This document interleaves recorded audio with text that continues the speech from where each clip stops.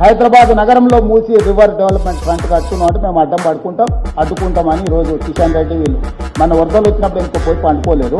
మన మూసి అంత కొట్టుకపోతుంటే ఎందుకు ఉండలేదు అక్కడికి వెళ్ళి. బీజేపీ పాలిత రాష్ట్రాలలో అభివృద్ధి జరగాలి, తెలంగాణ రాష్ట్రంలో అభివృద్ధిని అడ్డుకోవాలి. ఎందుకంటే ఇక్కడ పెట్టుబడులు గుజరాత్కు తరలిపోవాలి. ఇదే కిషన్ రెడ్డి గారి ప్రణాళిక. గుజరాత్కు గులాంగిరి ఎందుకు చేస్తున్నారు కిషన్ రెడ్డి గారు?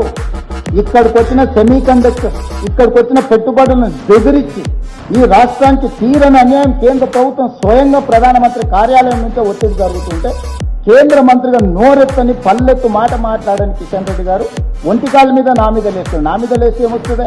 ఏందొస్తుంది? శాతనైతే మోడీ మీద ఎగురు, ఎవరైపోతే కాళ్ళన్న పట్టుకో. సార్ నువ్వు దయదచ్చిపోతావు, మొదలు మాకు మొత్తం నువ్వే పెళ్ళికో.